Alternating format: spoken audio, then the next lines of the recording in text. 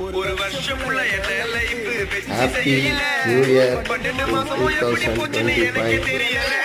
நல்லா இருக்கும், நல்லா இருக்கும், எல்லாரும் நல்லா இருக்கும்.